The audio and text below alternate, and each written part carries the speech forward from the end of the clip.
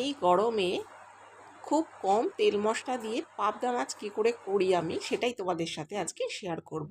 প্রথমে পাবদা মাছগুলোকে ভালো করে ধুয়ে নিয়েছি, তারপর এর মধ্যে দিয়ে দিচ্ছি লবণ আর হলুদ।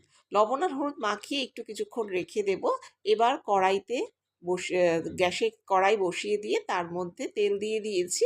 আর এবার পাবদা মাছগুলোকে দিয়ে দিলাম, আস্তে আস্তে এগুলোকে ভেজে নেব। দু পিঠ ভালো করে ভেজে নেবো, মানে আমি কিন্তু খুব কড়া করে ভাজিনি, হালকা একটু করে পাবদা মাছগুলোকে ভেজে নিয়েছি।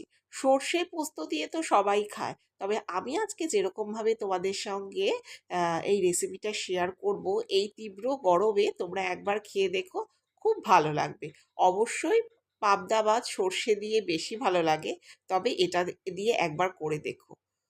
দেখো, প্রথম পার্টে যে পাবদা মাছগুলো আমি দিয়েছিলাম সেগুলো ভাজা হয়ে গেছে। এবার দ্বিতীয় পার্টে ভেজে নিলাম, সেগুলো তুলে নিলাম। ওই তেলের মধ্যে দিয়ে দিলাম জিরে আর তেজপাতা, একটুখানি নাড়াচাড়া করে তারপরে এর মধ্যে দিয়ে দিলাম আলু আর পটল। খুব তাড়াতাড়ি যদি রান্না করতে হয় তাহলেও কিন্তু এটা ট্রাই করতে পারো।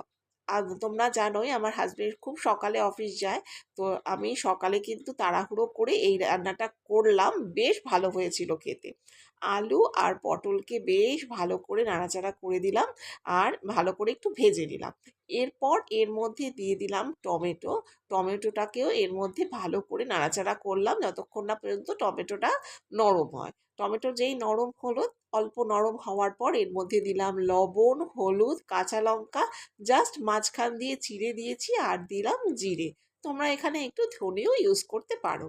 এবার সমস্ত উপকরণগুলোকে দিয়ে ভালো করে একটু নাড়াচাড়া করলাম আর অল্প একটু জল দিয়ে দিলাম।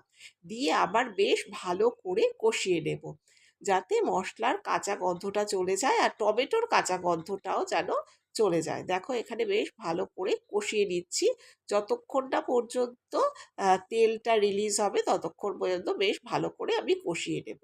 একটু ঢাকা দিয়ে দিলাম, তাতে টমেটোটাও একটুখানি নরম হয়ে যাব। এই দেখো, টমেটোটাও কিন্তু বেশ নরম হয়ে গেছে আর মশলার থেকে কিন্তু তেলটাও বেরিয়ে গেছে।